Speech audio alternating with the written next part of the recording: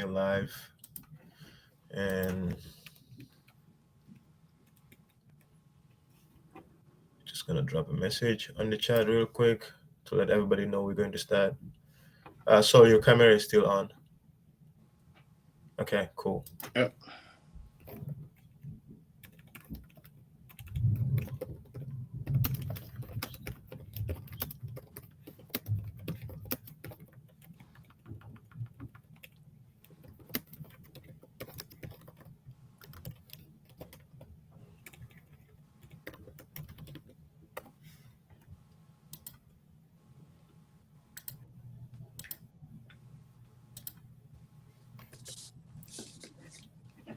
Okay, I'm just gonna confirm that we're live on Facebook and YouTube, and then we can start.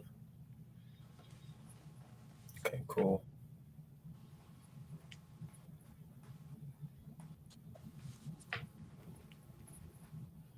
So your camera is still on. Okay, cool. We're live on Facebook.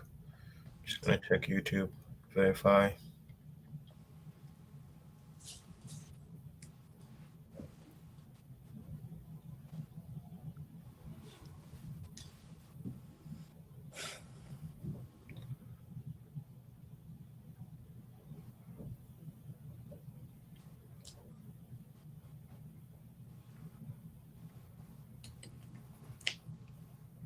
Okay, we're here. Well, we're going to start.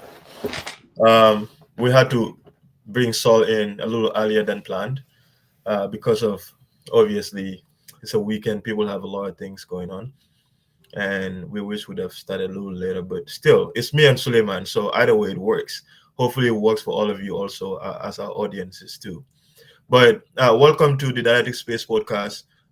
Welcome, Suleiman, once again to another episode of our conversations that we have. We like to have you here, and clearly, people also love to have you here. And since we had our last episode, I think by far that was the most viewed episode that I had on my YouTube account. And I asked people what makes that different to the rest of the videos that I did so far, and everybody's just like, Saul is very much himself, and he does not hold back. He does not look back. He's always open to speak up his mind, and that's something that Gambians really appreciate. So I'm happy to have this conversation with you again. Welcome our audience as well to our Saturday episode of the Diary Space Podcast, and my guest, obviously, just out of courtesy to introduce him, is Dr. Sulayman Njie, political scientist and Gambian based in Texas. And we're going to get into important matters about our country, including the recent polls by Gambia Participate, which we delved into last week with a couple of guests. We'll also get into the recent controversy surrounding the Murids and the Wahhabis in the Senegambia region, obviously. And then we would also talk about the biggest issue in the country right now, which is the UDP flag bearer situation. So, Suleiman, welcome to Daddy Space Podcast. Thanks for having me on, Ibrahim. And I would need some of those royalties, the YouTube royalties. I would need my cut. How you doing? I'm doing well. Alhamdulillah. I cannot complain. Yeah, that's great. How was the reception so far since the last time we had a conversation? I think people really enjoyed it. Yeah. I got a lot of feedback and a lot of emails and text messages, and I was like, wow, okay, that was good. Yeah, it was a good interview. I really enjoyed it. But that's just what it is, right? Sharing ideas and being honest to ourselves, and standing by our principles. And if the facts change, we change with that, right? But at the end of the day, it's about being honest to ourselves. And at the end of the day, we just love the country, and we all have different ideas on how to do that. But at the end of the day, that's just what it is. We all love the Gambia, and we all have our ideas on how to actually make Gambia better. Yes, and I can confidently say that you and I share that in common. And I always make this joke that Suleiman and I perhaps argue about politics and Gambia more than anybody else. I don't think people really understand that, but it's always nice because I always learn from you, and I hope you also pick one or two things always from me. But it's always really fun and enjoyable. Like before this, I was just telling you that I can have this with you literally every weekend. Just have a conversation. Obviously, that's not realistic. We, you have a lot of commitments to do, but I hope you can continue to be a guest over here. But to get on the matters why we're here is, first off, I would really appreciate if you can help our audience to lay a foundation to sort of clarify a lot of what was going on in light of the Gambia Participate opinion poll that came out recently, and put obviously different candidates, including the president right now, President Barrow, the chances that they have for winning 2026 presidential elections. Not to get into the details, the numbers specifically, but just the general concept of opinion polls. I think that will help us greatly for Gambians to understand, because this phenomenon is new in our Gambian context. Right, and yeah, I'm definitely not going to belabor the point compared to what happened the last few days or whatever. And I think we can summarize it this way: in that conversation you all had here, is that opinion polling is anchored in social science, not data science per se. Social science, political science, we do a lot of polling, we do a lot of statistics. Most of my work is anchored in statistics, it's anchored in data, in facts, right? So every field, every discipline has its own way of actually how to approach data. In this way, public polling basically tests the sentiments of the people. And when I look at the Cyprus data, their polling, I kind of look at it and say this is not a good poll. And I think what many people fail to understand is the sampling size. Some people made this argument of, well, with 2 million Gambians or 1 million voters, we have like 1,500 or so, whatever. That's actually more than enough. I've participated in polling in America. So I've worked for a governor, I've worked for a senator. And in all cases, we were part of the polling team. We went and set up the metrics that we're going to use, the barometer, to do the polling. And in most of those cases, we didn't even have 1,000 people, right? And these are states where they have more than 5 million people, or in some cases, 8 million people, right? And if you can randomize sample, I think what is more important in the polling is the numbers. Are they correct? Are they accurate? Are they representative of the people, right? The demographics you're looking at. And if you look at in America, some people will tell you, well, the polls missed the 2016 election and 2024. That's not accurate. That's not true, because it all falls within the margin of error. Mm-hmm. It all falls within the margin of error. And I think people who are not really into data or polling on the political side really don't pay attention to that margin of error, because the margin of error can be +2 or 3+3 and it can come down. Whatever that is, it falls within that range. And in America, the way they do polling, for the most part, especially at the presidential level, you have like 538, for example. They do averages, polling averages, and they have different kind of polls. So there are some polls that they will consider really good. There are some polls that are questionable. For example, if it is like online polling, you're going to question that, because it's really hard to control who the respondents are going to be, whatever. In America, most of the polling is actually done by phone. They call land phones for the most part. Yeah. Nobody uses land phones anymore, but it's still very representative. Mm-hmm. In the Cyprus poll, literally went and talked to people. It's like me, that's like empirical data. That's what you want, if you can do that. Because the country is small enough, you can do that, right? In America, you cannot do that. So what they do, they mostly call and whatnot.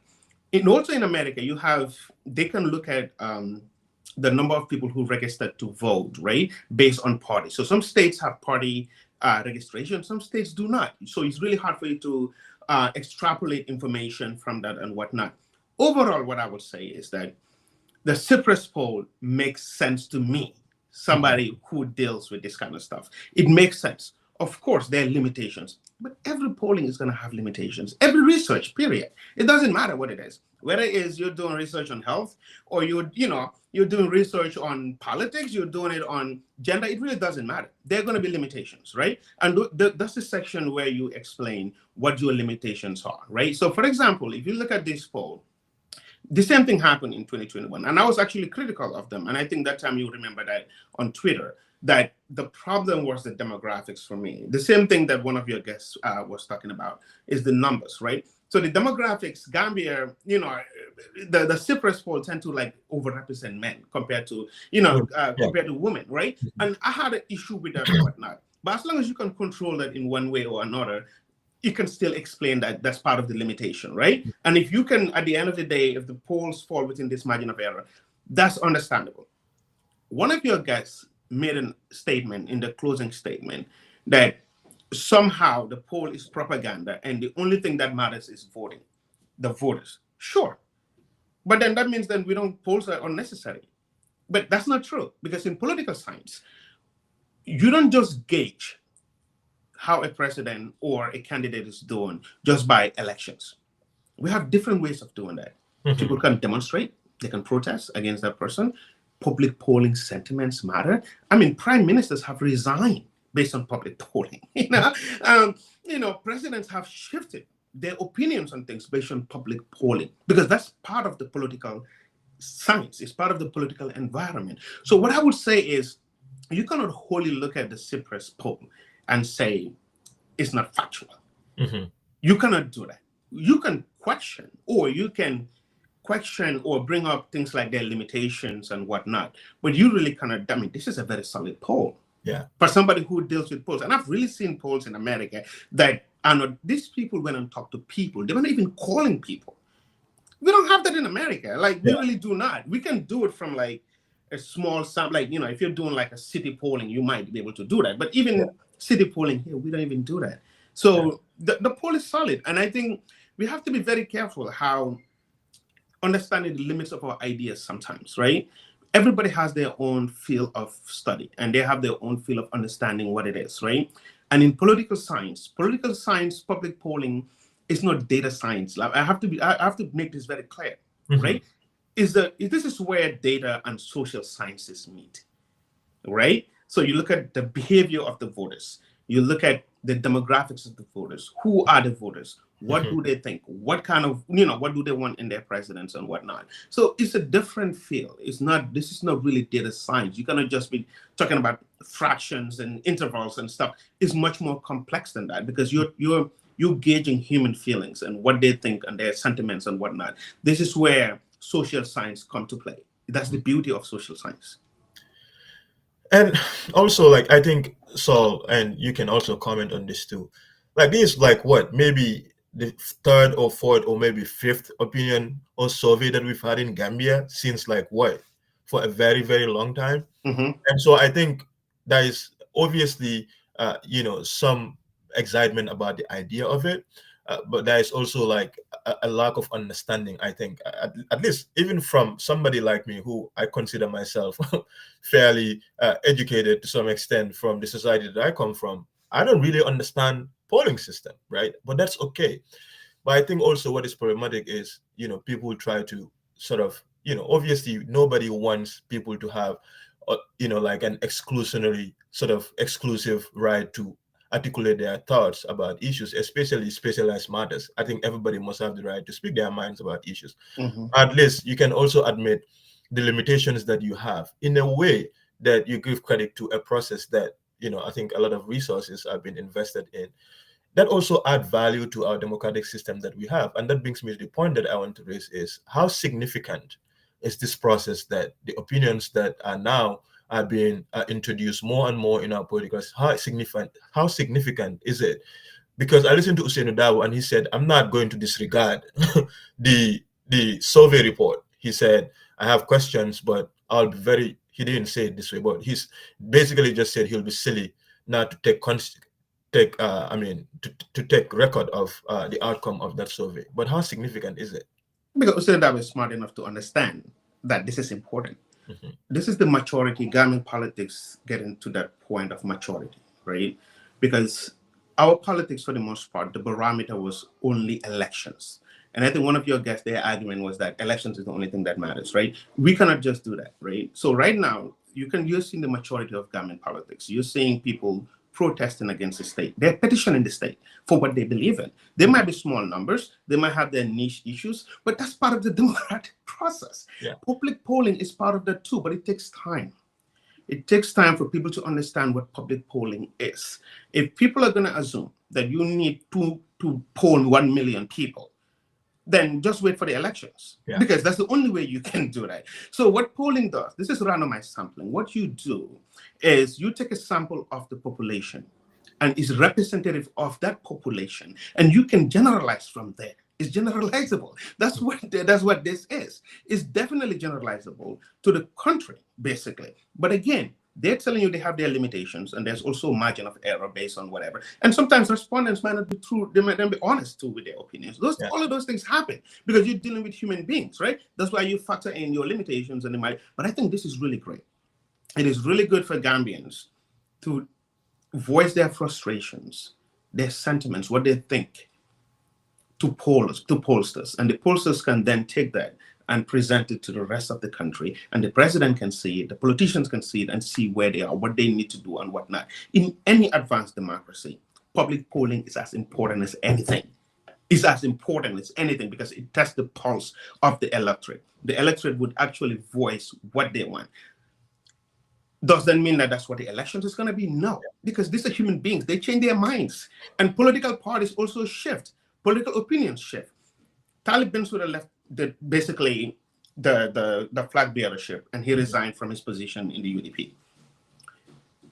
If you do a poll today, compare it to the poll Cyprus did, it's probably going to be different, the sentiments they have of Talib Bensouda, because you know what I mean, right? I know what you mean, yes. So this is the human mind, right? This is social science. It's behavior, understanding that. It's not just raw numbers.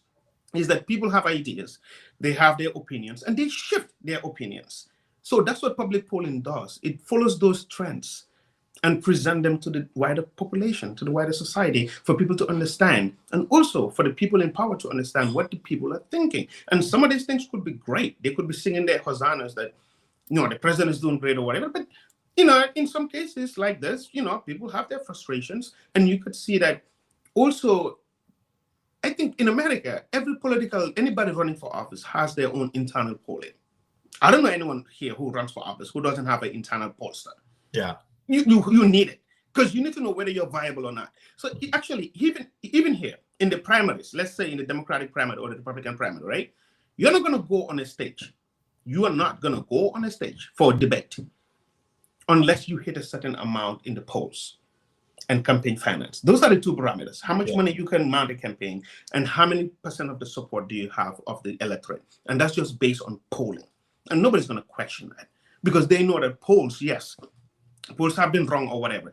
But in America, it's really not that far off. It's usually within the margin of error because people don't focus on the margin of error. Yeah. If they see 49, 48, and then it flipped the other way, they're like, oh, polls got it wrong. No, they did not. They already told you. It could go either way. This is the margin of error here, up to 4% or whatever. Well, if it goes to 7%, that's a lousy poll. But, but that's just what it is. Like, polling is important. And I think we're seeing the maturity of Gambian politics at play, even in the Republic and the United Democratic Party, their primaries, right? Yeah. Of course, it's not the voters are going to decide this; it's their members who are going to decide. The people in their executive or their committee, or whatever they call them. But that's a first step. It's a good step in the right direction. We've seen the maturity of Gambian politics. I think last election we saw people caring about manifestos. Nobody cared about it before. It's the cult of the individual.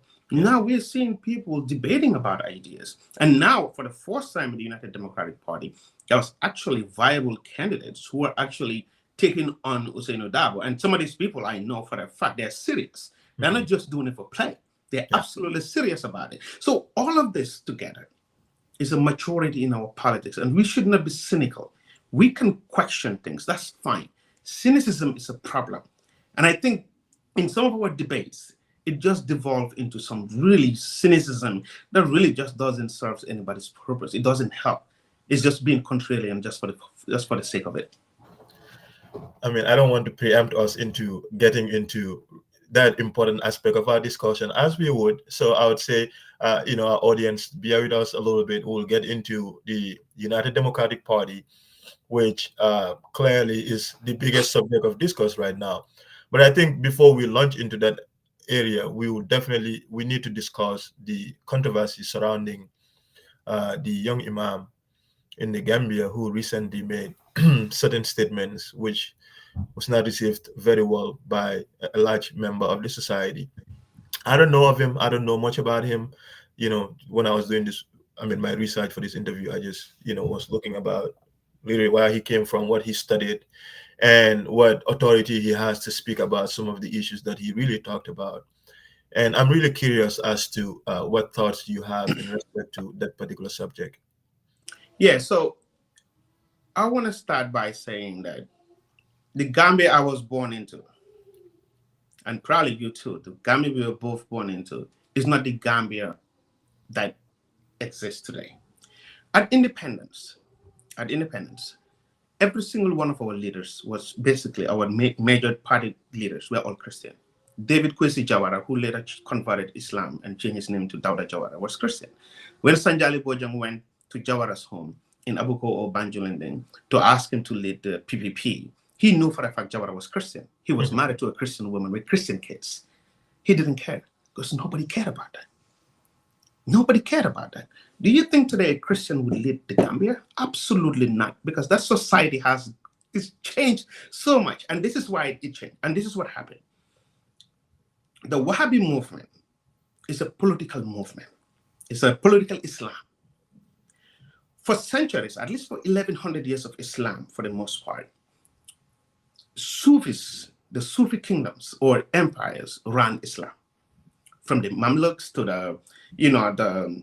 the Ottomans, where, Bestashi, Sufis, to the Fatimid dynasties, these were mostly Sufi. Islam spread, let me just put it this way. Islam spread across the world, specifically because of Sufism. The Sufis spread the deen, basically. That's how we have Islam today. But within that time too, there's always been reformations. The same thing that happened to Christianity, right, happened in Islam. So in the 13th century, a scholar named by Ibn Taymiyyah from Damascus, what would today be Syria, was one of the first people who started questioning the Sufi system, right? And basically trying to be a puritanical, going back to the Salafs, right? The first people after the Prophet. And his idea was this obsession with shirk. All Wahhabis are obsessed with shirk. Every single one of them they're so obsessed with this. Either it's Silk al-Askar or Silk al-Akbar. It really doesn't matter. There's this obsession with shirk. And then that waned a little bit. Then in the 1800s, in the 18th century, into the 19th century, a man named Muhammad ibn Abdul Wahhab from the Najd. Okay, Saudi Arabia today is a new construct. Saudi was founded in 1932. Before Saudi was founded, you have the Hejaz, which is Mecca and Medina, and then you have the Najd. The Najd is central into Eastern Arabia. Dariyah and Riyadh, that's where it was. So Muhammad ibn Abdul Wahhab, when actually he studied under Sufis like Al-Sind, who was from India, he studied under Sufis. Then he thought those people were heretics. He started a revival movement to go after people and their shrines. And they started going, actually, one of the first things he did was actually to desecrate the tomb of Umar ibn Khattab's brother in the Najd. He basically desecrated it. That's the first thing he did. And then he went along with the Al Saud family. So with the Al Sauds, they came from the Najd. So they signed something called what we will call the Dariyah Pact. In Dariyah, they had this agreement that Ibn Wahhab was going to be the intellectual brainchild of this movement, but he needed political support. The Al Saud family gave him the political support. That's how they started this movement. Now, fast forward 1914. Even before 1914, the first Al Saud was basically sent to Turkey and basically executed by the Ottomans, right? Because he basically went into Mecca, started desecrating the tombs of the Prophet's descendants and the Prophet's wives and all that stuff. And they basically thought that this guy was out of his mind. So they basically arrested him and they basically Sharia him based on their understanding of Sharia and sent him to Istanbul and they executed him. So that was the end of it for now. So up until that time, it was a small fringe movement. I want to contextualize it before we get to Gambia because I think it's really important to understand the context here. Up until that time, the puritanical movement of Islam was a small movement, was a small sect. Without the establishment of the Saudi state, it would have never been this way. Wow. It would have been really hard to be this way. So in 1914, the First World War started. Up until this time, the Ottoman Empire, the Ottoman Turks, controlled most of the Muslim world, all the way into the Balkans, right? They control most of the Muslim world, including what is today Mecca and Medina and Riyadh, which is now Saudi Arabia. So that was called the Riyadh. Okay, Western Arabia was called the Hejaz. That's where Mecca and Medina was. So the descendants of the prophets, the Hashemites, were the ones they were vassals of the Ottoman Empire. They controlled that part of Mecca and Medina. So Mecca and Medina was under the descendants of the prophets. And at that time, it was under Al-Hussein, who was a descendant. So the prophet came from Banu Quraysh. Well, Banu Quraysh, the bigger family, is the Banu Hashim. So that's why they call them the Hashemites. That's where they came from.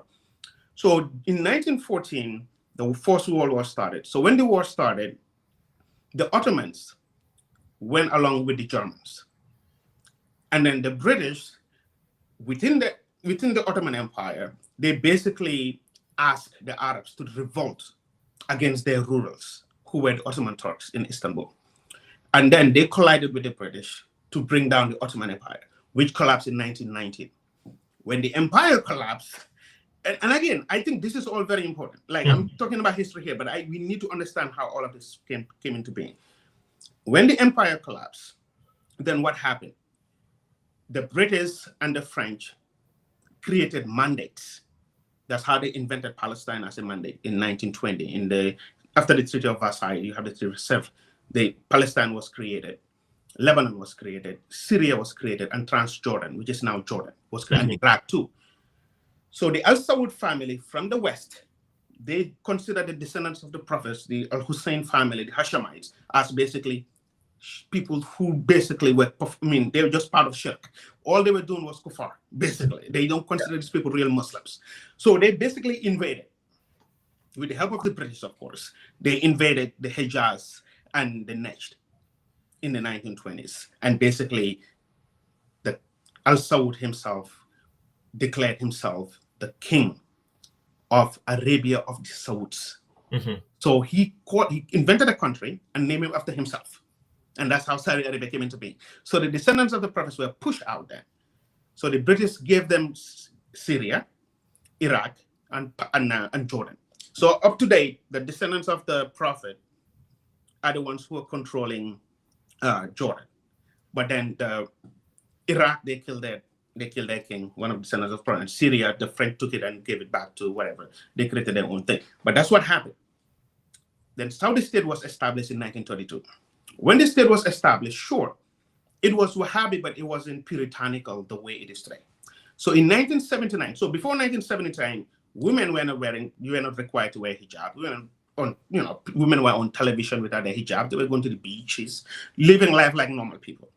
In 1979, Al-Atobi took siege of the Holy Mosque in Mecca. He took siege of it. In 1979? Absolutely. This is very recent. He took siege of the Holy Mosque in Mecca. With basically, he was a puritanical too, because he thought himself to be the Mahdi, right? So he took siege of the Holy Mosque with his rebels, literally. Started shooting there, killing people. And they basically asked the Al Saud family to basically step down. This is the Mahdi coming in. But then what is the state going to do? Muslims cannot, the state is not allowed. Muslims are not allowed to fight inside the mosque. Makkah actually is forbidden for fighting. So they needed a fatwa. Where do they go? They go to the Wahhabis. So what was the agreement? So the Wahhabis told them, well, for us to give a fatwa, you need to do a few things for us. You need to ban all women from driving, television. Basically, what you have in the Taliban, basically, that's what it is. And then you have to give us enough money to build schools overseas and mosque and have scholarships for people to come to Saudi to study. Because Saudi was never the center of learning for Islam. It was Cairo, Damascus, Baghdad, and Istanbul. Saudi really wasn't, because there was no Saudi. There was no center of learning there. There was some in the Hejaz, in Mecca and Medina, but that was not part of Saudi Arabia. So that's what started. And then they started exporting their ideas overseas. So with that fatwa, the Al Saud family signed a pact with the Wahhabis again. And this time it's more puritanical than ever before. Anything else that falls outside their understanding of religion is shirk and has to be purified. And then fast forward in the Gambia, the Markaz Center was built. I attended Markaz. I did Huruj. I did it too. Oh yeah, I think most of us did. Dawa, We did all that stuff, They'll right? probably. Yeah, yeah. So we did all that stuff. All of this is to say that what started in Arabia, Sorry. we're seeing the end product in countries like the Gambia, in Nigeria with Boko Haram. That's just the reality of it, because it's the idea that you cannot have plurality in Islam.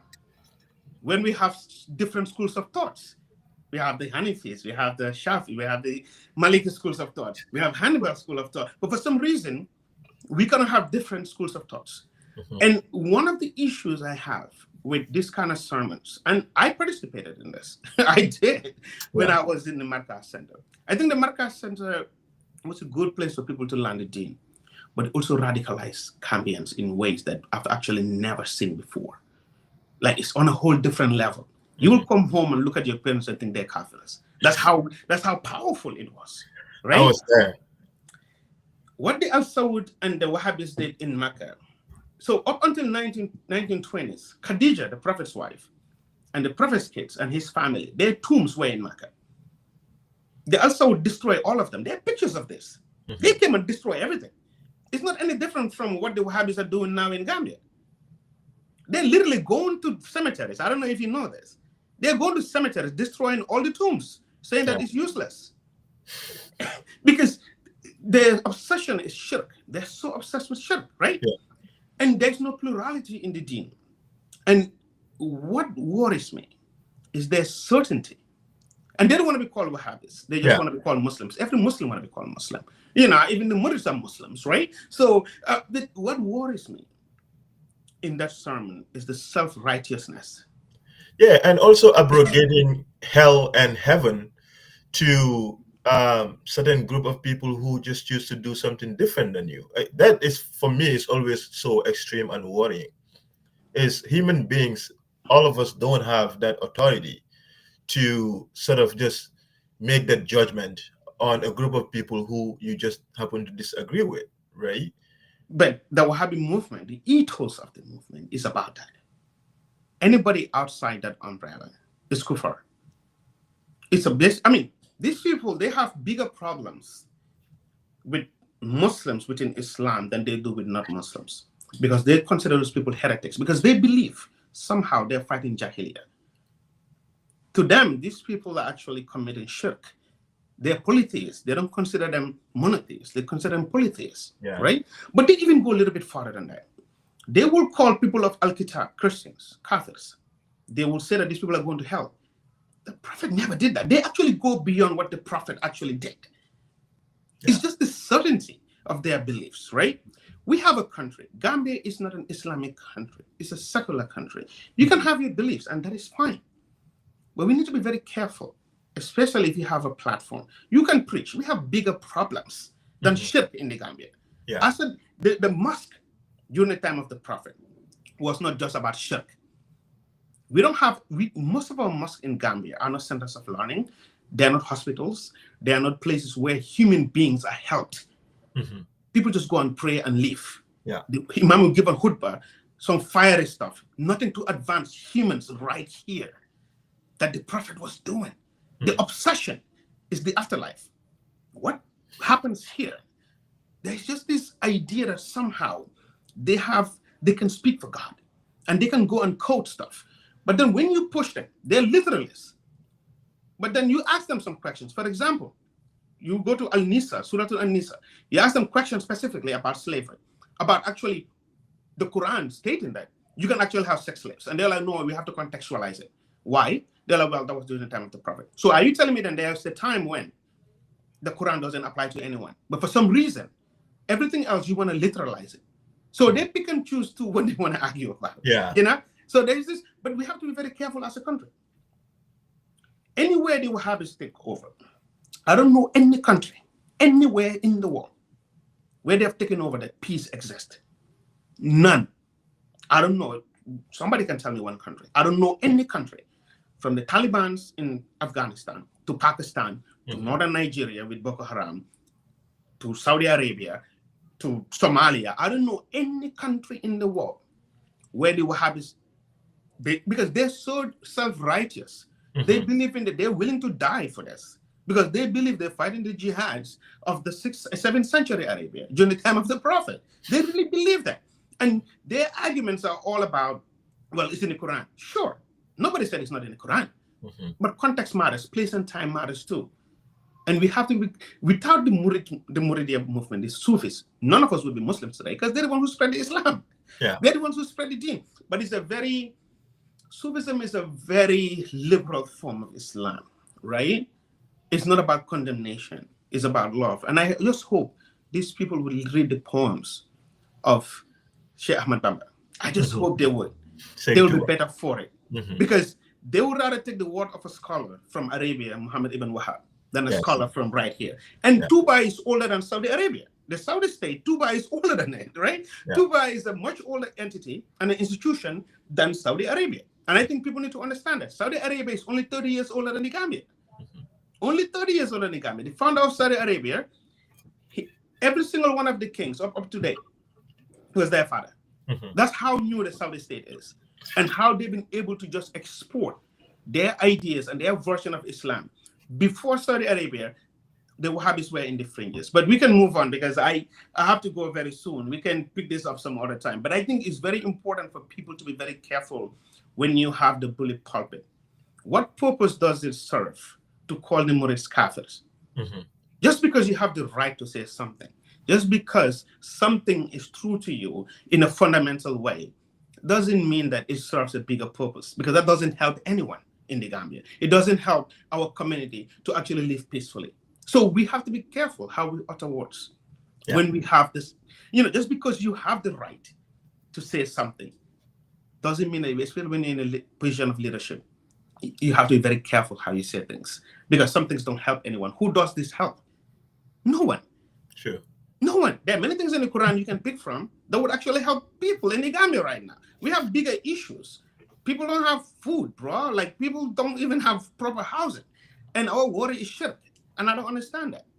Yeah, and honestly, to cap that bit of our discourse too, it's not just for Gambia, but also the harm is extended to our neighboring country, Senegal, who we've had a very long-standing and peaceful relationship with, and who a large part of it also, practice this form of religious belief, especially in Tuba. So I think for us to be responsible, and also I think in a way, I also commend the Gambian government for really stepping up and initiating a discourse, to just not to admonish, but to guide the young person, because at the end of the day, it's all knowledge, but also if we are not careful, these people want to build an ecclesiastic state.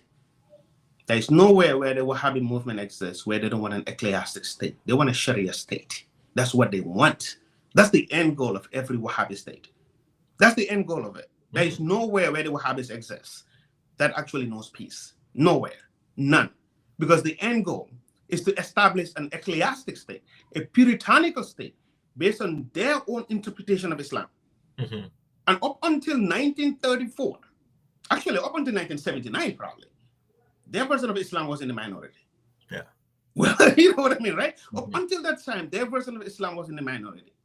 But for some reason, somehow, they have this belief that somehow they are the real Muslims and everybody else is a kuffar and everybody else is a polytheist who doesn't believe in their own literal interpretation. But they're different people. I mean, there's some Muslims who don't even pray 5 times a day because there's no mention of how to pray 5 times a day in the Quran. The Fatimids, some of them, the Ismailis, they pray 3 times a day. Yeah. And then you have the Quranis who actually don't even consider any hadith. Yeah. They're just Quranis. They just read the Quran. It's written in the Quran, it doesn't exist.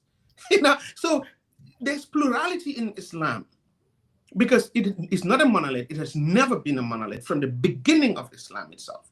The moment the Prophet died, the moment he died, there was a political fight. Split between Sunni and Shia. That's when it started. From the beginning, there has been plurality of thoughts in Islam. And that has allowed Islam to thrive in a way where it can come into societies and exist peacefully with people until and unless people understand that the Wahhabi movement is one of the most dangerous movements.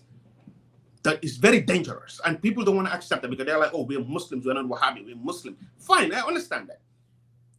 The record is not great. Yeah. I would just say that. Well, thank you for that history. So I learned a lot from it, so hopefully people are listening to and they find it pretty useful too. But yes, you have like, I think 5 more minutes. So we'll probably add a couple of more minutes to that. But I think we get into the much more contentious issue, which is the United Democratic Party. Talib Bensouda came out earlier today to withdraw from his interest to vie for the flag bearer of the United Democratic Party for 2026. And I just finished listening to Usainu Dabo's audio as well, WhatsApp audio, basically saying to his party members to respect Talib's decision and not to vilify or to publicly humiliate him and recognize the work that he has done, that this is the set of circumstances now, and it's okay for Talib to decide do that. But also, I think it's fair for me to suggest at this juncture that I think we're going to perhaps see either a formation of a new political party by Talib Ahmed Bensouda, or that he is in fact going to go independent, because I do not anticipate a situation where Talib is not going to run for office either 2026 or beyond that. So what is your observation so far, and what are your thoughts? Oh man, I had so many thoughts, but I think UDP is just pretty bad at just managing their resources, human resources, the people. They're just bad at it. No, really, like when you think about it this way. Yeah. Think about it this way. UDP basically won the elections in 2016.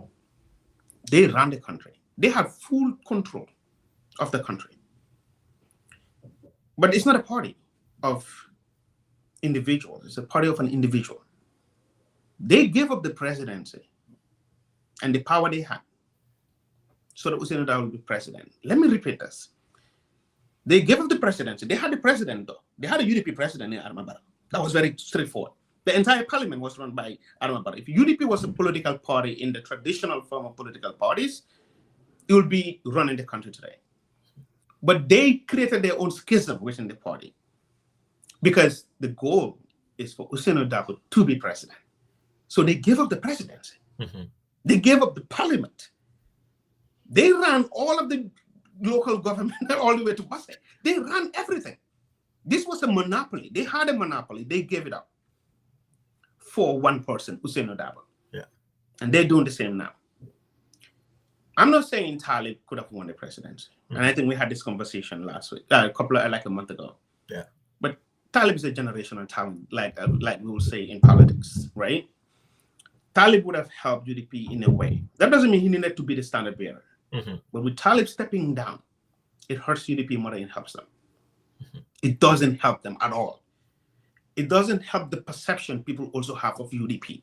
I'm already seeing some of the spokespeople for Talib putting out statements that Talib was pushed out. Yeah. And that they started saying, you've called him all kind of names, Sulalong, Hasido Long. I mean, they used to call Barrow, like or whatever. That kind of on top of that too, leading members of the party also said they were going to leave the party if Talib exactly made the flag bearer. Exactly. And they made their arguments. But UDP needs to convince the people, because the people vote. Mm-hmm. If you're going to convince the people that you're not an ethno-nationalist party, you need to be very careful how you go about with this. Mm-hmm. Talib didn't have to be the standard bearer, but the way they went about with the fighting was unnecessary. And to blame it squarely on Talib too, for me, that's what I really struggle with. To say that, Talib precisely came to our party and want to usurp and take power by force and use resources of him and his family to basically take over our party. And I'm just like, I think people need to realize that it's okay to be politically ambitious. It's okay for Talib to use his political maneuvers to really try to access the apex of leadership. How did Kennedy become president? Exactly. Kennedy was actually a playboy. He's not even a serious guy. He was just going around having sex with women and just playing around. His dad was rich, wealthy as hell. Put him in the House and in the Senate. By the time he got he became a Democratic nominee, he was going against Nixon. Nixon was a sitting vice president. He was a senator from California. Yeah. Very established. Kennedy was not even a serious person. But because the Democratic Party saw that with Kennedy, they can win again the White House. You know what I mean, right? Parties are about winning. political parties should not care who came in yesterday or day before yesterday. Yeah. What they should care about is who can get them the presidency. And it's very obvious to me, UDP is not interested in the presidency if it's not Hussein Odabo. That is very clear. They had the presidency and the vice presidency. So they want the president to quit, to give it to the vice president. As a result, they destroyed their party. Literally, they split it in half. NPP was created that way.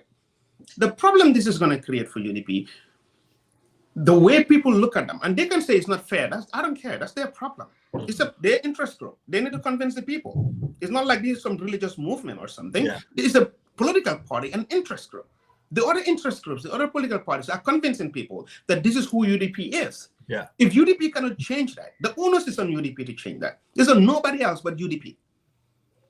This is the way it went about. For me, I was really excited that they were having internal debates. I didn't think it was going to be this nasty. Yeah, it's bad. Yeah, because primaries, debates, they're fine, they're healthy, they're fine. But the way they went about with this, and the fact that Talib didn't even see through the primary process, he knew he was probably going to lose, right? Yeah, because it's not a democratic process. It's not a democratic process. He knew that, right? So you rather step away than, nobody's going to win against Dabo. Dabo is a demigod in that party, but they've lost a talent. They could have held him closer. He didn't have to be the candidate, but Talib could have actually gotten them closer to the White House, the State House, by campaigning for the party. And now they're probably not going to have that. Talib going independent. I mean, in the State House right now, Marina Pare, they're dancing. Oh yeah, absolutely. Yeah, it's great, right? Because there's no way, unless there's a coalition, that any of these people could win. Talib can go independent. I don't think he has any chance of winning against Barrow. Because UDP, the base, is going to vote for Dabo. Yeah. But this is going to go back to basically what happened in 2021. If Dabo runs, the referendum is going to be on Dabo. Literally, people will like Talib. They think he's a cool guy. He has ideas. As far these people, it wouldn't matter at all. They will give it to Barrow because it becomes a binary. It's Dabo against Barrow. And very obvious, the Gambian people would pick again. Again, they would pick again Barrow. Until something changes, something catastrophic, and elections, politics, things change all the time. Until something changes in the coming weeks, and the coming months, before the election, Barrow is in a really solid space to win the presidency again. And again, like I said, UDP is just bad at running a political party. They're good. They're really good at having people who are good politicians within the party. And whenever they get to power, they find a way to mess it up. To self-destruct. For one person. It's the cult of one person. And nobody can convince me otherwise at this point. That it's not a cult of an individual. They had the presidency in Adama Barrow. They want the guy to step down. The guy who was democratically elected by the Gambian people. Anybody, anywhere that happens, that person becomes a standard bearer. He's the president. Yeah. For God's sake. But you want that person to step down, and then after they started calling him, Fanja Olong, Hasidiya, whatever nonsense, whatever. Okay, where's the Hasidiya here? Yeah. There's no Hasidiya here. He's the president. You're telling the president to step down. So that somebody who's never won an election in his life before, he's never won an election, ever, to step in as the president. Why would a sitting president do that? That doesn't even make sense. They messed that up. Now, this is another one. The urban youth and some of the other demographics in the country who would have actually been open to, at least if Talib was part of the coalition. Talib doesn't have to be the standard bearer. At least part of that coalition. They would have thought different. Right? There's chance here. UDP goes back to becoming what it was. An ethno party. A small ethno party with probably a ceiling of 30% of the vote. And they would say it's not fair. That's their problem. Yeah. But these are the facts. Yeah, and honestly, to give credence to that argument, it's a lot of what comes out of the party too. Like the way, and not to hold brief for Talib at all. I don't know Talib. None of us is friends with Talib here, so we don't really care. Yeah, I don't know any of these people. We have no affiliation. I only know Youngs, but the rest I really don't know. Yeah, even Youngs, I've met him once, but I don't really care. I'm just saying, to give credence to that argument is, if you see certain arguments coming out of certain really important members of the party in terms of they characterize Talib Bensouda, and you ask yourself whether there are serious underlying issues beyond just Talib wanting to be a leader of this party. It's okay for you to objectively criticize Talib, because one thing I give to Talib is, regardless of all of these things, I've never seen publicly Talib come out say anything negative about UDP. negative about anybody. It has never Now, happened. this is what you call a party player. In American politics, these are the kind of party players you want. People who are always saying great things about the party. But then you have the other faction. Day in, day out, they're just going after Talib. And now the Talib camp, at least based on what I've seen, what they've posted online, at least some of his spokespeople, basically, yeah, they're taking this as, yeah, Tribe has something to do with it, and that they literally want him out. They said they want him out. Talib didn't step down. They kick him out. That's what they're saying. And anybody who follows that wing of the UDP, you could tell what they were up to, right? But for me, I thought that they were more mature than that. The party was a party. These people are serious about winning. And when I saw some people online who would have been behind Dabo supporting Talib, I was like, wow, this is beautiful. We're seeing the manifestation and the maturity of Gambian politics, right? And then internally, Talib realized, nah, I have no chance here, right? And already they were calling him Wahoo Head and all that stuff. He said, and okay, he was like, fine, y'all want it, go for it. But we're probably witnessing perhaps the disintegration of the UDP. And again, they will say, yeah, no, we've been around. Yeah, parties have been around longer than UDP. You go away. Without Hussein Dabo, UDP probably would not exist as is. And I think their chances were, they have talents within the party. You have Yanks Dabo, you have Landing Sane in Mansa Konko, you have Talib Bensouda, and you have maybe Lamin Sane or maybe even Almami Tal. These are really smart people. But we're gonna see another friction. Another faction of UDP is going to leave again, like what happened with NPP. And we might be seeing perhaps the total disintegration of the party into basically going to be sequestered into a minor party. I mean, that's just what it is. And I'm sorry, I got to leave very soon. I have to run some errands, but we can pick this up maybe next weekend. Maybe by then new developments will come up. But we are really witnessing a party that really, when it gets so close to winning, they're like, we don't want it. We just want this. If this one person cannot have it, we don't want it. It's fascinating. It's really fascinating. No, Sulayman, thank you so much. I'm gonna have to let you go. We're gonna have to leave it here, everybody. Thank you so much for your really very insightful thoughts that you shared with us this morning, and also thanks for coming on. I know how busy you are, so I'll let you go. Thanks for having me on, man. All right, take care, bro. All right, take care. All right, bye. Bye. So thank you everybody for joining us, and this has been brilliant. And so as always, has really wonderful things to share with all of us. And so I'll encourage all of you to keep sticking around, keep joining us every Saturday for us to continue this conversation on critical issues for our country, because at the end of the day, Gambia is all what we care about. Gambia is what we love. Gambia is what keeps us going. So it doesn't have to be any party. It doesn't have to be anything. I don't see anything. All I see is that country. So I'll continue to bring in people that I think inspire me, challenge me, people that I think they have really important things to share about our country. So we'll continue to do that. So for today, that's all I have. That's all Sulayman and I have. And next week we'll be back here again on Saturday with somebody better. Hopefully somebody that you're all going to also find really interesting to talk to you. I'm not going to tell you right now, but next week for sure, I'm going to bring somebody different. So you all have a wonderful rest of your Saturday, and make sure you do something fun, and have a wonderful rest of your afternoon.